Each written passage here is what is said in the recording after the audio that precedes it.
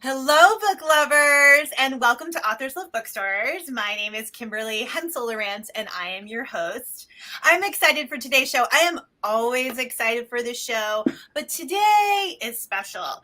Anytime I can talk about how much I love New Jersey, whether it's diners or Taylor ham or hoagies or the Parkway or the Meadowlands, John Bon Jovi, Bruce Springsteen, the Pine Barrens, Kate May. I can go on and on and on and on. Anytime I can do that, I am just completely here for it. So we're going to talk a little bit about New Jersey today on the show. And we're also going to talk about Iowa. And we're going to talk about this moving and heartfelt novel, The Shore. Okay, so let me tell you who we have with us for this, which is our 99th episode of Authors Love Bookstores.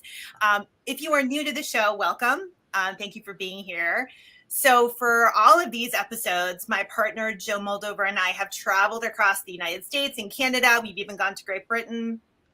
And we've talked with authors and the independent bookstores that they love. We do this to shine a light on storytelling and creativity and the small businesses that enrich and enliven our communities. So today we have today's a double Katie's. So we have bookseller Katie Herbold and author Katie Runde. Welcome. And they are together on one screen, which is very yes. Thank you so much. Thank you. We're very excited about that. So the Katies are sitting together in Sidekick Coffee and Books in Iowa City, Iowa. Welcome to you both. Thank you. So happy to be here. Okay, so let me tell our audience about the Katies. So Katie Runde is originally from the Jersey Shore. And as you might have guessed it, I am also from New Jersey, which is why.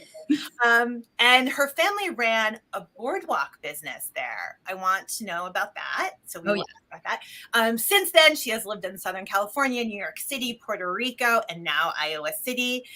She has an MFA from the Warren Wilson MFA program for writers. She attended the Tin House Summer Workshop, and The Shore is her first novel. Katie Herbold is the owner of Sidekick Coffee and Books, again in Iowa City. And she has the perfect background for a bookseller. So she was a first grade teacher, an ELL teacher, and an event planner. It's like the first perfect combination to run a bookstore. Sidekick Coffee and Books opened in 2019, and it's a community coffee shop and bookstore and a hub for everybody seeking an exceptional cup of joe, as well as good food, books, and conversation. Okay, welcome again. Now, Katie, author Katie, tell us, when we invited you, you were like, I want to talk to Sidekick. So tell us, what is it about Sidekick that's so special? When did you discover this store? And then we also want to tell the audience about your launch event. Yes. Well, so I've known Katie for a really long time. We moved back to Iowa City. We were here several years ago, moved around, and came back about 8 years ago. And I've known Katie since about the minute that we moved back. Anybody who's moved knows that it's hard to meet people when you are brand new, when you have a baby, right? And she just basically just welcomed me to town and introduced me to like an exponential number of people that I'm still really close with. And so when they built this sort of like development in our neighborhood that was it was begging for a coffee shop and bookstore. Like people in the neighborhood would be like, sure, would be great if there's a coffee shop and bookstore there. Hey, it'd be great over there. And so they put in a little pizza place next to it, and then it was vacant for a little while. And Katie started talking about it at book club and thinking about it. And then next thing we knew, in very typical like Katie fashion, it was all happening. And honestly, it's the most beautiful space. It's the most welcoming place for this neighborhood. It's really like a hub for families to come on a walk over here, so you can get a treat. Like my husband and daughters come here probably like 3 times a week and just like sit and get a book. And it's just the most welcoming space in a really literary community. I think this town was just like, it is such a welcoming place for all kinds of things like that. So of course, when you go like that far back with someone, like, of course, it would be fantastic to talk about. You. And she's also just been, from the minute The Shore was conceived, she has been such a cheerleader for it, such an advocate for it. And I just can't say it. I'll get all emotional. I can't say too much about that. But so of course, right? There was so much in there that I want to talk about. So first of all, I love that you both have been friends for a long time and you were in a book club together. That might be another first for our show. Oh, are you still in the book club? Yeah. Yes. Oh yeah. Yep. And then it's funny, the email list, people come and go from Iowa City a lot. No one wants to leave the book club email list. People have moved years ago. Yeah. And we clean it off about once a year and they're like, definitely leave me on. They'll respond in all caps. They want to know what you're picking. They want to know. So so I'm very partial to the book club list. Wonderful. So Katie, bookseller Katie. When preparing for today's conversation, I read that Iowa City is a UNESCO International City of Literature, and there's not many of them in America, maybe only 2 or 3. So, which kind of speaks to their community there. Obviously, there's universities, you have other bookstores, you have a great library system. And I also understand that you had a dream for a long time to open a bookstore. So why did you want to open a bookstore? And tell us about the store that you created, like the vision you had for it. Did you have an inspiration of another bookstore that you would love? How did this reality come to be? Sure. Thank you, Katie, for all those kind words, first of all. So Sidekick came to be because I was always going into independent bookstores. Whenever I would travel, I would go into independent bookstores wherever I would visit. And then I had 3 kids and I would start taking my 3 children into independent bookstores with me. And I was looking for a place that was welcoming to all. Not that they're not welcoming, but I brought a certain amount of chaos with me whenever I would travel, wherever I would go, not just bookstores. And we both live in this neighborhood where Sidekick is, and we can walk here.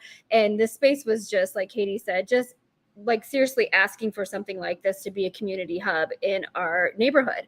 And I felt like it was the right time in our life with my husband, and he went to work one day and had a demolition notice on his building. And if you really want to know the truth, and I was like, it's now or never. And we could get this whole space. You can put the law firm in one side, I can put the bookstore on the other, we can share the bathroom, and I can buy all the books. And he was like, oh God. And so then it just snowballed from there. But it really is like for a love of wanting people to feel welcome wherever they are, and providing a great, not only bookshop, but like a reading experience for all readers, young and old. So that's where the dream of Sidekick came to be. And it's always been my idea forever. And I've done a lot of odd jobs along the way, but that's why I could relate to the shore so much, because there are a lot of odd jobs talked about, and knowing Katie's background, I could also relate to that. But I also wanted a place for authors to come and have a book launch experience, because writing a book is a big deal. It's hard work. Like if you're not in the book industry, and I don't even know all the ins and outs of that side, you come to appreciate just the love, the tears, the anger, the emotions that go along with these authors in getting published. And when it finally gets to its birthday, you want to make it something special for them. And last Tuesday, when the Shore launched, it was just a magical night for Katie. She's already told me that, so I feel comfortable saying that, but also for my shop. Like after all of this, it was just everything I could have ever dreamed of, to be in here. And it was thanks to Katie, like writing such a great novel and having such a great following. And I couldn't have asked for anything more. So it was lovely. And Claire Lombardo did the In Conversation, and she's been so generous with everything with this book, and her as a conversation partner was so much fun. She was great. Yeah. I love Katie, bookseller Katie. I love hearing how excited you were about the event. You know, you always hear about the authors being excited, but the sort of genuine enthusiasm that you have for that night is so special, because that's what makes an independent bookstore a destination, right? And a place we all want to be, is that the booksellers are as invested in the outcome of these books as the authors and readers are. It's the most favorite part of my job. If I could just like hang out with authors all day and plan their events and make them really fun, and that's all I would do. But there's other things that have to get done. But I probably do devote maybe a little more time to that than I should, because that is the fun part. Doesn't everybody do that? And Kimberly, I don't know if you've experienced this like in recent in-person things you've been to, but I think like where we are in pandemic times, you know, but getting back to in-person things, there's such a joy in in-person things right now that you can really feel. The first in-person thing I went to was actually right around this time last year. Chloe Angel came to Sidekick. I don't think I'll ever forget that day. She like, you know, there was this group of, it's a book about ballet, and there was a group of people who knew a lot about ballet and were so excited anyway. Yeah. And I will just remember that day at Sidekick for such a long time, because it was kind of a milestone of 2021. Right. You know, there were a lot of happy tears. Yeah, you know, there really were. Yeah. But I think that's persisted throughout in the years since then, you know, when you got to be in person, you know, like people never, I don't think people ever take it for granted again. No, there's something that's just so wonderful to be able to see the author face to face and talk about the impact that their words have on you. And that, you know, this is great that we're here together online, but I'd much rather be sitting with the two of you in Sidekick.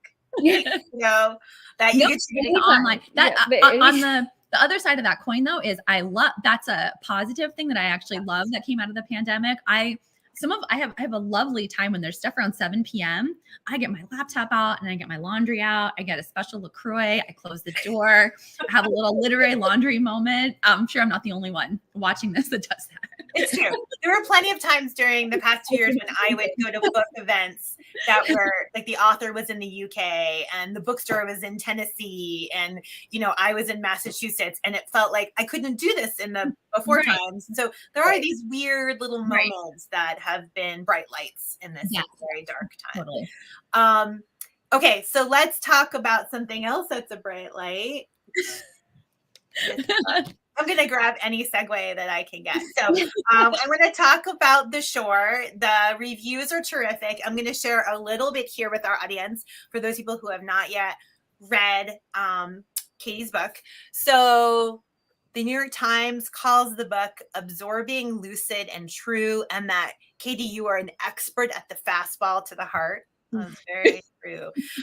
Book Page calls The Shore a heartfelt family drama saturated with a sense of place and the passage of time. Kirkus calls the book sweet, sad, and surprising. Publishers Weekly says that your evocative descriptions conjure the salty humidity of the Jersey Shore. That one might be my favorite. Pretty good. Congratulations for the great feedback about your terrific book. You're very sad, but ultimately healing book. What is The Shore about? What's your elevator pitch to readers? The core of my elevator pitch is that, right? So I always start with the setting, right? That it's this place that you may know from pop culture, you may not, right? And you may have this certain idea of it. And it's the other side of it, right? The families that keep it running, the families that live there all year. And then it's also has this tragic element at its core with this dad who has a brain tumor that makes him not himself, which unfortunately is an all too common experience, right? The particular tumor is very specific, but some kind of caregiving for someone who is not themselves is unfortunately like something that a lot of people will go through. Yeah. So it's also the other side of that, right? So it's this mom and 2 teenage daughters, and the way that their life goes on, they're still running a business. The teenage daughters, if anything, double down on their coming of age adventures. They're getting in trouble. They're falling in love, right? There are moments like, and they carry such extra weight from what they're escaping from at home. And then the other side of that, which is humor. If you've been through this kind of caregiving, you know, like you will not make it through without a sense of humor, right? You have to, it's so bizarre. It's an improv show. So these scenes that like they have this sadness to them. And there is this like, there's a lot of that, but the flip side of it is like, these teenagers are going to like, they're not going to let their parents lie to them. They're not going to let them like get away with anything. They're going to keep being teenagers in the face of this. So it's that flip side of caregiving, you know? So other side of this town and the other side of this kind of caregiving is my elevator pitch. I have been someone who has been through this before, and it is extremely difficult. And I felt that reading your book, that the New York Times, the description that the book is absorbing, lucid, and true, I felt like, oh yes, that's totally, it felt so real, but and you would think that would be too hard to read, but you've infused the book with so much love that, and this connection between the mother and the daughters. And I guess the humor you talk about and the setting, like, I think you balance the heavy with these other things that are light and are life-giving. Yeah, and I'm so sorry that you connected with it because of that. But on the other hand, I also am glad that it, connected with you in that way. I've already in the first week, it's met so many people and chatted with so many people that's the case for. And I think another piece of it, I think you can't talk about a book. There's actually you can't talk about a book without talking about some kind of escape. And that's the other thing that these people do is I don't think you can get through it without escaping. So whether it is through getting in trouble or a moment of humor, it's infused throughout these people's experience, as it probably is in anyone's life who's going through this, right? These there are a million ways to do it, but so that's the other flip side. So the book takes place in Seaside, New Jersey, which is a Jersey Shore town, and a town that was pretty decimated by Hurricane Sandy. And one of the things I thought that was really interesting was the contrast between the sort of aftermath and rebuilding that they go through after Hurricane Sandy. And essentially that's what they're doing with Brian's illness. They're going to have to do very similar work. So in fact, that was sort of like a flash forward or a precursor to what was to come. And they almost you're telling us, oh, they have the skills. They've been through this terrible situation before. And so they will find a way through. Was that intentional on your part? Am I just doing too much English, 101 in your no. English stuff? No, absolutely not. I think there's a few things you could say about that. So, yeah, one is right, anybody who lives in this town, and especially the business owners, right? Your identity is so tied to that business and to this place, right? So that's just it's obliterated, right? And so suddenly, and there's of course this parallel to that, and just when they're about back on their feet is when this other thing just obliterates their family as they know it. But no, that's 100% a connection. And but the other side of that is, as I was writing it, I wrote this book over many years, and Hurricane Sandy happened, right? As I was rewriting it. And so when my very earliest drafts, it had not happened yet. So it didn't happen in the book. And I saw my mom lives in Seaside still and was out of her house for the whole bottom part of her house was totally destroyed. And she was, lived with my aunt for a little while and with her boyfriend in North Jersey for a little while. And I saw this another version of this sort of unmoored feeling in her. And she was everybody she knew was also displaced for this long amount of time. So there's absolutely a connection there. But it's also true that there's a real pride in how it's come back. The town is beautiful now. It looks absolutely beautiful. And, the way it's been rebuilt, and there's such a pride in it, that there's this other flip side of that too. You were saying before we began the show that you go every summer back home to Seaside to visit your mom and your favorite haunts. Yes. And at the top, I said that your family owned a boardwalk business. Tell us about what that business was. Because I'm my mind, I'm you ran the cotton candy machine. No, it was something bigger than that, right? What was it? It was a broken one, actually. It was broken. It would shoot these bullets out. I think that happens to somebody somewhere in the book, or in some previous draft it did. It wasn't working correctly. But anyway, our family was sort of my dad was kind of a boardwalk jack of all trades. So we had a snack bar called Marty's Doghouse. We had, which is mainly hot dogs, but anything the Cisco truck could bring, basically, we would serve. And we also had an umbrella rental stand, which was actually called Sun and Shade. That I just gave that to Liz. The joke in our family, though, was I would be oh, Dad, can I work at the umbrella stand? And he'd be sure, on your day off, go serve. And then parking lots, and we had those wheel games too, where you put your money down. And I wasn't great at working at those. But one funny thing that happens if you run a wheel game is our prize was like these little puppets, these little like kind of like marionette puppets. So we just had like stacks of them in our garage, and we would grab them for a birthday. Like any birthday that happened for like 3 years, you got a Limber Louie from my family. So those were the main ones. But it's kind of like the way boardwalk stuff works. It's like, what lease is coming up, right? My dad would like find out about it at the bar. Like, oh, what lease is going to come up? Okay, I'm going to put my name in for that. Are you going to get it or you're not going to get it? And it's always changing. It's always like, you never quite know what's going to come up and what you're going to get for that summer. So it was a little bit of everything. So you really understand the hustle that's required to have a small business, which would, I think, help you appreciate all the work that Katie does for Sidekick. Oh my gosh. We were just talking about profit margins before. So, because it's a hustle for a small business like a bookstore. It's a lot. I mean, we've talked to almost 100 bookstores over the past 2 years, and like nobody says it's easy. Like, I mean, there's definitely a lot of love, but it's a lot of hard work. And you do, Katie, you do everything, all the marketing, you select the books. I do. Yeah. So it is. I talked to Katie a lot about that because she's lived it, right? It's a small business. So there's a lot of similarities, and she's given me a lot of ideas, actually. Well, we'll see how it works out. Yeah, we'll see how it works out. She just got a liquor license. I did just get a liquor license. So now I have wine and beer along with the coffee, books, treats, and everything else. And that's so smart. I was like, I don't know. And her line's hysterical. I was going to go ahead because we're just that kind of duo here. She was like, do you like money? And I was like, okay, you're pushing me over the edge. We're going over pros and cons. Yeah. But meanwhile, I don't have to.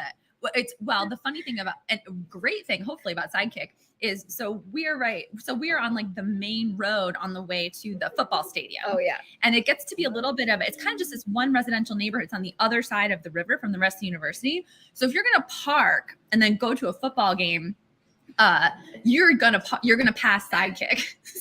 so right. That could be. I think it's undecided how you're gonna handle that. It is, but we get some shoppers in here too that don't really want to be at the game. They want to be in here perusing for books. So we'll just have the shore ready to go for anybody doesn't want to sit at the game. Katie, what's been? I mean, you launched the bookstore, and then like 7 months later, COVID hit. Yeah. What? Like if you pause for a second and look backwards at the beginning, what's been the thing about running a bookstore that's been the most surprising to you? Other than the pandemic, of course. Other than COVID. Okay. I was like, definitely COVID. I think the thing that has probably been the most surprising to me about it is, and I don't know why this is surprising, but just the community love, right? So it was really instantaneous for me to get it's just like, boom. I had so many people that were like, we're so glad you're here. We will do anything we can to support you. And then I didn't have that long period of time to grow regulars before I had to close my doors and figure out how to go curbside, or how do you even do that when you just opened and you don't have regulars to support you. But because the community was so thankful that I was here in that short period of time, they shopped online. We didn't always have it. We didn't always find it. We turned into a warehouse. And I was so surprised by the instant support, not only from opening the doors, but at the beginning of the pandemic. I cannot thank people and customers and authors like Katie enough for that. And you have, as I mentioned before, like this is a literature city, Iowa City. You have other terrific bookstores. Last summer, we had Prairie Lights on the show with Curtis Sittenfeld. And like you have this great community. And when I was researching for today, I found an article where there was like other booksellers in Iowa City that were talking about how excited they were that you were opening. So like there seems to be like this from the people you would think of as your competitors, a great deal of support and encouragement. Am I reading that correctly? Yeah, definitely. And I bet you're talking about Neil from the Haunted Bookshop. Yes. But nothing but love there and a lot of advice. And I was able to communicate with her about how, certain questions you could just not ask anybody else. It's not like there's a ton of booksellers in your community where you can just be like, how do you do this? I'm not, and I'm new, and I'm still new. I still consider myself new. And then the pandemic, right? So it was a lot of virtual questions and just a lot of troubleshooting and figuring it out, but so much support and love, and just something kind of a little different that we didn't already have in the literary community that already loves books. I loved during the pandemic, particularly with bookstores. I think you did a great job just pivoting with your social media so fast. You used it, I think, in a way that, like, you know, you're alone in your house, right? And you like have that like little moment of like, look at the book table. Here's, you know, like, and that it's just a small thing, but it was important to me during the pandemic, the way, you know, like so much of social media took on this extra weight and importance during, you know, in the really isolated time that you figured it out. It really definitely, quick. well, thank you. I think we all had to utilize it to its max capacity, right? We all had to pivot and figure out, I'm a bookseller. I'm really not that techie. I love books. And so for me to have to figure out how to take pictures that were jazzy enough to put on Instagram was just like, whoa, I just want to read books and make recommendations, but people don't just want to read words. They want to see inside, because that's what they miss. They miss the inside. So luckily I have some great staff that work here who are very good at that and were able to help me, and they were just much more talented at that. And so we're gonna drop all your social media handles below in the comments for people to go follow you. I know we hear a lot that people buy books visually now. You know, they buy books off of Instagram. TikTok is really huge. So it is a way to sell books. It's a way to connect with people. And this visual is great. I love this so much because of, I mean, the spine on the shelf is so important to me as a bookseller. And this is a fabulous spine. They did a beautiful job. It's Tristan. They did a great job. Yeah. Katie, bookseller Katie, do you do all the buying for the store? Currently, I have a couple in training that are helping me with the fall. You know, we're already into that. And so it's the first time where I'm really working with a couple booksellers to help me with the buying. But up until now, yes. And that is probably, you know, another favorite part of my job but it's a lot to look at, right? So you have to be very particular about what you put in here. And it's not such a huge profit margin. There we go back again to our nerd talk. So we have to be very careful about what you think will do well and able to pivot if it doesn't. So, but I do have a couple that are helping me with that, and they really enjoy it. And they think it's a fun side to see all the books that are coming out. And if you don't love that as a bookseller, I don't really know what you're doing. So yeah, it is What's fun. the mix of books in the store, adults versus kids? Is it predominantly kids with some adults? Is it sort of equal? How have you made that decision? So prior to the pandemic, and originally I was focused on children's, primarily with best-selling adult options. So there was something for everybody when they come in the store. And by children's, I mean everything from like 0 to young adult. And then during the pandemic, we noticed almost immediately that there was a huge shift in more adults buying books than more kids, because the kids weren't coming in and like grabbing off the shelves and being like, I want this silly book about a cat, you know, or whatever. They're not on their floor, like laying on their little bellies, pulling stuff, saying, I want this. And adults had more time to read. So we are now almost, I would say we're still heavy on children's, but the adult section definitely expanded and continues to expand here at Sidekick. It's really beautifully curated, the adult selection. You know, whatever is your process for that, I always see all the books that are like, you know, you've seen it here, seen it here, and it kind of pops out at you. It's a really nicely curated section. Thanks. I mean, you give me a lot of good recommendations. So whatever Katie recommends, I put in here, and then you wrote this amazing novel to put in here. So you're making it so easy for me. So Katie, author Katie, I wanted to ask a couple questions about the shore. So one of the things that I really enjoyed is the structure of the book, the way that you have 3 POVs, almost like a relay race, right? Like the mother tells a portion of the story, then it goes to one daughter, then the next, and the mother, and it rotates through them all. And I thought that was really fascinating way of getting deeper into the story, right? Than just having one POV, or of course. And I was curious about your process. Was that something that you knew starting out, like, oh, I want to have 3?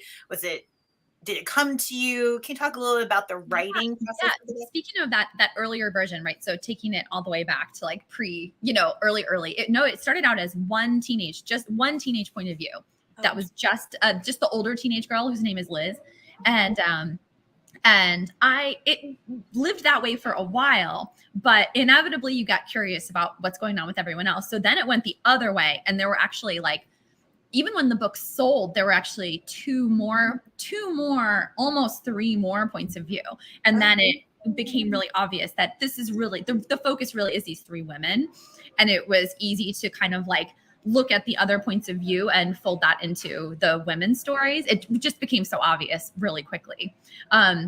So I'm always curious about where that comes from. And as you spend more time with the project, you want to know what's going on. You have to follow these little rabbit holes of well, what's happening while Liz is on the boardwalk? What's happening at home, right? And while one sister is giving the other sister the night off, well, what's happening here? So I have all these moments where I'd have this other Word document open. That's always the thing I tell myself. I'm it's just a Word document, and then I always end up keeping that document, or I'm we'll just see what happens. And then I end up being too interested in what ended up happening with those people. Was it your initial spark to write a story about loss or a story about the shore? Where did the book start for you? It started in the place, and and I think in my MFA I was playing around with this place, and then honestly I think some more time had to go by, and I think I had to grow up a little bit myself. And I think there are writers who are so great at imagining roles they have not inhabited, but I couldn't have written this mom before I was a mom myself, I don't think. And I did go through something similar with my dad had this same brain tumor. And I think that, I've been saying over and over again, right? People have been through this. I think it took that long for that light bulb to go on. I think I needed to read enough work by other writers that kind of contended with this before I was ready myself to do it. That happens when it happens. I think for some people it might be right away, but for me it wasn't. It was the place, and then Liz, and then the rest of her family, and then this tragic thing at its core, in that order. Oh, that's so interesting. Oh, I know we have a lot of readers and writers who both watch the show. So I think that process that writers go through to bringing their books to life is always so fascinating, because there's no one way for everyone. Everyone's path is very, very different, and books go through so many iterations. And you were saying that you worked on this for years. When did you write the first words of The Shore? The very first words were a story in my MFA program that there's a few paragraphs from it. There's a scene where Liz is working her job, and it's a really windy day on the beach. And the umbrella, she watches an umbrella, but is very proud, and hers do just fine.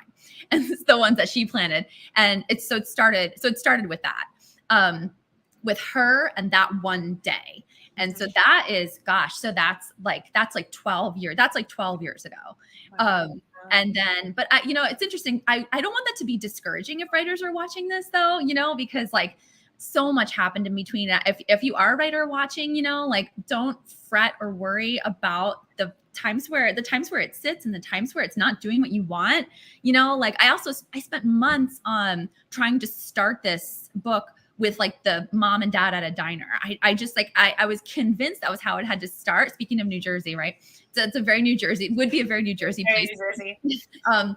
And it didn't want to. So I say, if you are a writer folding your laundry and watching this, I do so many times or things like that, have patience and trust it and stay with it and keep showing up for that. Keep showing up for that scene coming out in a different way. I hope that's encouraging and inspiring. I feel like it would have been if I heard the same message when I was wrestling with something. Yeah, that is a great reminder to all of us that you can't force things, whether it's writing or life in general, that there has to be this process that things kind of find their way to you, which is... I would have told you, if you told me that when I was 25, though, I would have been I would have told you to shut up.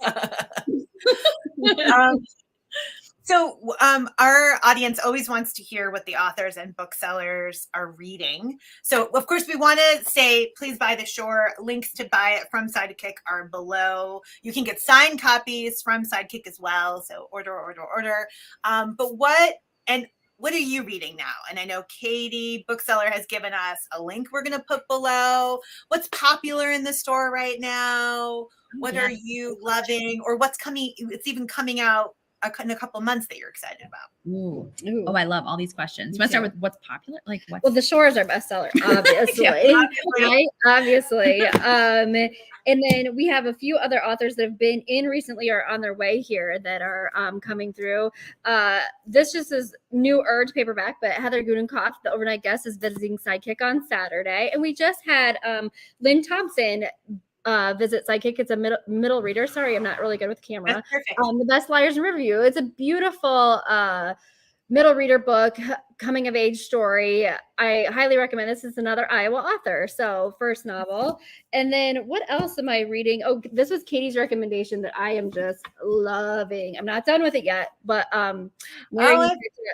I've heard great things about that book. So the Shore readers will also love this, or it's another small business tale too. So that's why I think a good restaurant. Yeah. So that's my list. And then some other great picture books that I always recommend that are over here for the littlest readers are these are some other Iowa authors and illustrators. Begin with a B.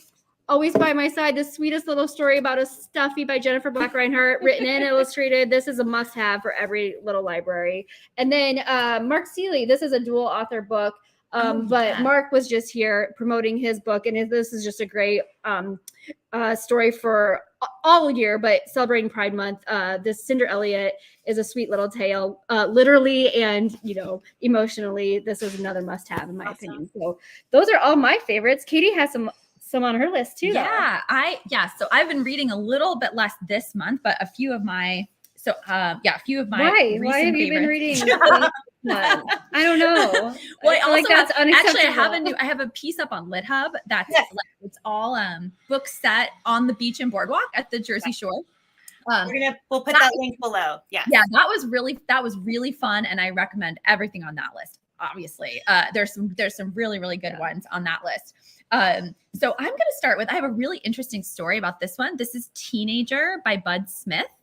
And we were in the same high school class in New Jersey. And this public high school actually lived in Seaside, but we went to this high school that was in the Pine Barrens across the bay. So I passed 3 high schools to get to my high school for some reason. And he was from that town. He was from Bayville, from that town. And it is Bud's been super active in the Lit Mag community for a really long time, and is just super supportive there. And Teenager it's pitched as a Bonnie and Clyde kind of story, but it's this wild road trip with this crazy momentum. I just could not put it down. But it's got these moments of, I call it just heart-stopping beauty. You just stop in your tracks. And it has this ending that is the most beautiful. It just kind of builds to this gorgeous ending. It's going to break your heart. Just make it. And I also say, I think there's a thread that connects it to this shore, and that it is teenagers, right? And they're both they weren't taken care of in the way they should have been, and so there's this wild ride, but at the heart of it is this, these kids didn't get what they needed, and it's this, so it's really, really great. Teenager by Bud Smith. Thank you. And then I'm going to talk about these two together because I actually think they're really, So I have Joan is Okay by Weike Wong, and then Post Traumatic by Chantal V. Johnson. And I read them back, not on purpose. I read them back to back, and I think they really speak to each other in this really interesting way. So they're both set in New York, and they're both women who are really professionally accomplished, but they're both contending with really complicated, traumatic pasts. And that sounds heavy, right? But these are these narrators who, this is just the magic fairy dust. Both these narrators, you are just I am going with you. Their voices are so strong. The things that they're going through, the way that they face them is just so honest that you are just, it's I would call them both addicting to read. Isn't it funny how that happens? I think it's one of the best joys of those sort of like serendipitous. You read these two together. Like this is one I just like seen everywhere. A bunch of bookstagrammers had been talking about it for a long time, and it came out a few months ago. And it's set at this hospital where my husband did his residency in New York. And so I thought that was really interesting. And it takes you right up to the beginning of COVID, but but it like kind of flies through that part in this way that like I wouldn't like let that deter you. It's like it kind of flies through it and has this crazy momentum by the time you get to that part. So those are my three of my most recent. And I wanted to do ones that you could get now. Those are my like ones you could buy now. It's great. I love these. I love asking our guests for recommendations because very rarely do they repeat. They're always different. And, that's fine. What people gravitate toward, what they find is meaningful to them. It's just such a fascinating process. So thank you for sharing all those books. Well, again, we have some links below where you can track down those books from Sidekick. Okay. Now, drum roll. I believe it's something special, which is a little again, New Jersey love. Thank you for indulging me. We're gonna play or this or that. I'm gonna ask Katie, a series of questions, and she's gonna choose. And there's no right or wrong. It's just. I know you should try to guess too. You're not gonna know. I'm not gonna know any of it. And if you've ever been to New Jersey, maybe or you're from there, maybe you'll understand these. Some of them, maybe you won't. Let's see what Katie has to say. Okay, are you ready? I'm just curious. Okay. New Jersey Turnpike or the Garden State Parkway? Garden State Parkway. Of course. Fudge or saltwater taffy? Ooh, I'm going to go saltwater taffy. Ooh. Bumper cars or the Tilt-A-Whirl? I think I'm going to go Tilt-A-Whirl. Interesting. Hoagie. It's fancy. Hoagie or funnel cake? Oh, gotcha. Well, I'm going to say sub. It's funny because that breaks down by where you are in Jersey too. Yeah. So I'm going to go hoagie, but I'm going to say sub. Oh, it should have been hoagie versus sub. That okay. Great Adventure or the Land of Make Believe? Oh, Great Adventure. Great Adventure. Mm-hmm. Which and Jersey people call it Great Adventure. Everywhere else in the America calls it Six Flags. Oh, exactly. Yep. No. And you say Great Adventure. 201 versus 908. Oh, I'm gonna go 908. Ooh, me too. Atlantic City versus Cape May. Oh gosh, since I just read a bunch of books in Atlantic City, I'm gonna go Atlantic City. Okay. New York City or Philly? Oh, you are killing me. Okay.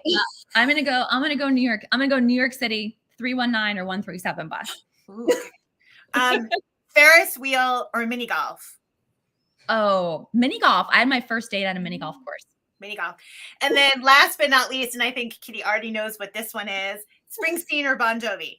Oh, Springsteen. 100%. You got to check out the epigraph. Yeah, and we're going to put some links to like one of my favorite songs below. Excellent. Thank you for playing this or that New Jersey style.